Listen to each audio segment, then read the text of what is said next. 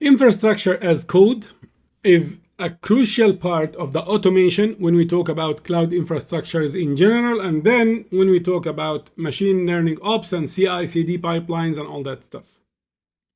So at the end, the deployment is going to happen on the cloud in most of the cases, and it will continue to be as such. And automation to reduce the errors, the human intervention, and to speed up setting up projects and deploying is all dependent on infrastructure as code. Describing your infrastructure as code, and in the heart of it, or the most famous tool right now, is Terraform. So why do we need to learn Terraform? What is Terraform like, and what do we use it for, and why we have to learn it now, irrespective of whether we are heading to AI or machine learning or data science or cybersecurity or any other field. You need to learn it, and you need to learn it now. Please consider subscribing to the channel if you are not, and activate the notification to receive the new videos. And we appreciate a like and share so the video can benefit more and more people.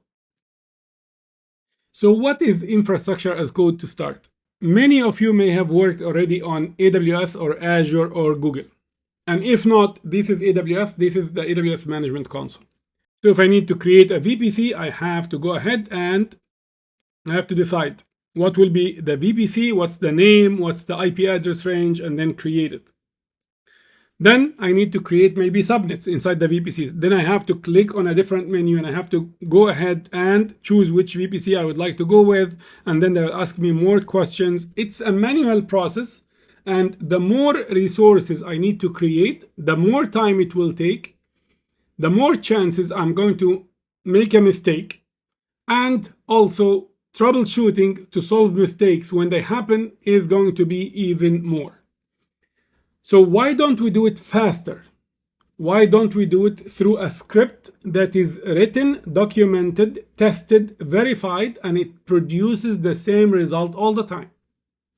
Why do we do the infrastructures manually with the disadvantages I just mentioned?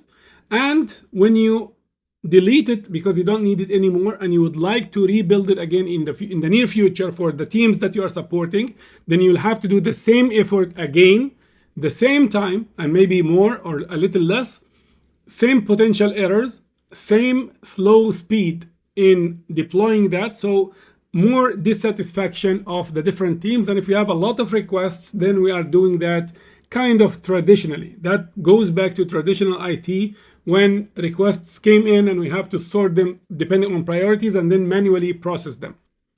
Wouldn't that be much better if there is a way I can script that, do it once? Maybe it takes me a longer time, 5, 6, 7, 10 times more than deploying one of these projects. But then once I have it, then I can reuse it without the major effort anymore. Maybe it will be a fraction just to update some parameters, and boom, in 2 minutes, it's built and ready, or in 5 minutes or whatever. If I don't want it anymore, then I can dismantle it or delete it again in a couple of minutes. So let me show you an example of how Terraform, which is the most famous tool when it comes to infrastructure as code, looks like.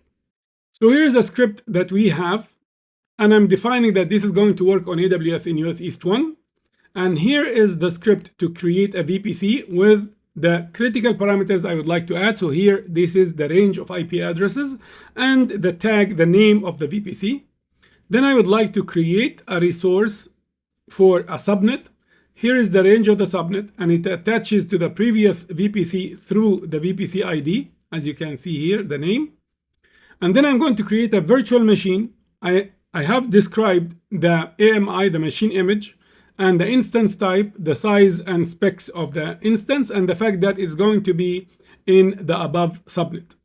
And I'm going to call it first instance. So I have done 3 resources. And as you can see in Terraform, it's very easy to learn. It's blocks. Resources are blocks, and you can do relation or references between them, cross-reference basically between the resources. You can do it within the block itself. So it's not like a JSON file where you have to manage all the braces 6, 7, 8, 10, 15, and then you close them all and you have to make sure that they are all aligned. It's not like that. It's a block by block, block by block. Order is not important. Terraform is smart enough to find out the implicit dependencies, and it will do it. And if I'm done with the script and I have used it, tested it many times, and it works. So what I need to do now is I need to just type a command, Terraform apply. I can allow it to ask me for approval first, or I can do an auto approve, and it will just, boom, go ahead, find out what needs to be done, it will do it. Now I'm going to do it, ask me for approval before you proceed. So Terraform is now going to go analyze the script that I have. It's going to communicate with AWS and find out the authentication and all that. And all these green pluses, these are resources that are going to be created. And it gives me a summary at the end. There are 3 resources to be added, 0 to be changed, and 0 to be destroyed. And then it's asking me, please review and let me know if you are okay by typing yes here. The time is now 12:06 p.m. Let's see how long this will take to create the 3 resources, as opposed to if I went on manually in the 3 different dashboards to create the resources and put in manually all the parameters. Imagine if the project had 50 resources or 100 resources.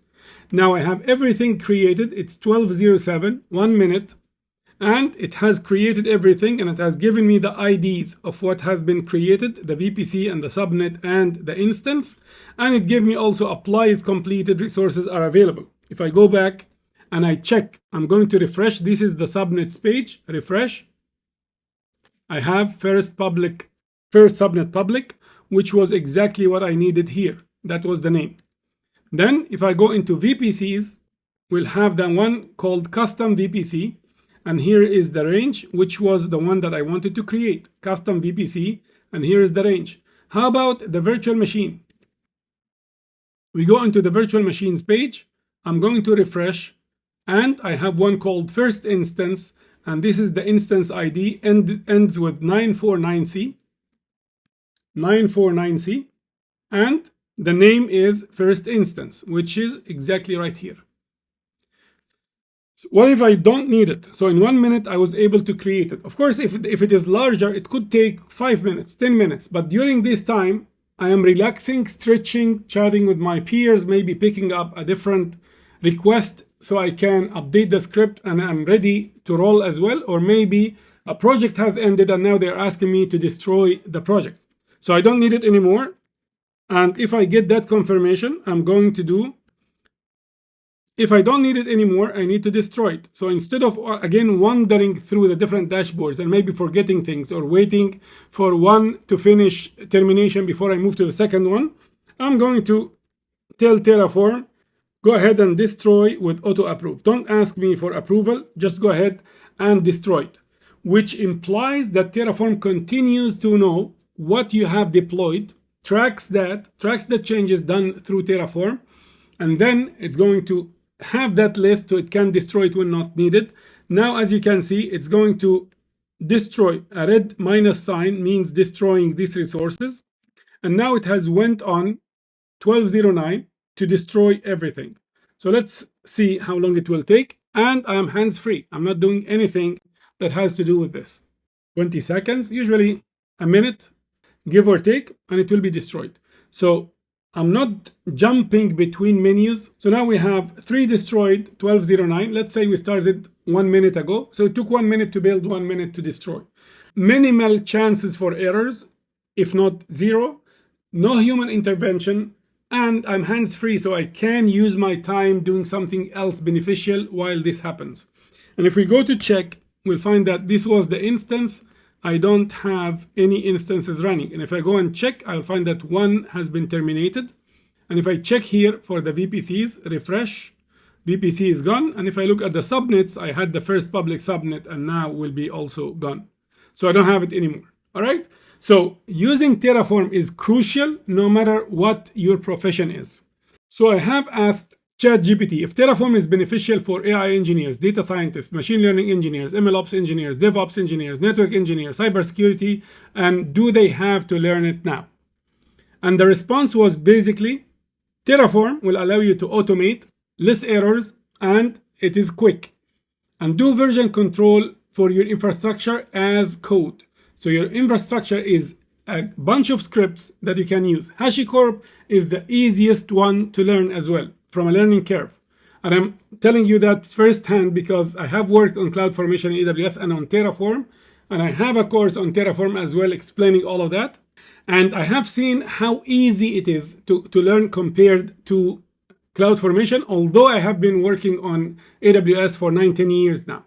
But it's much easier to learn. It's discrete blocks and cross-references are within the blocks. You don't need to be a programmer or someone brilliant in order to do it. So even if you hate programming, you can learn it.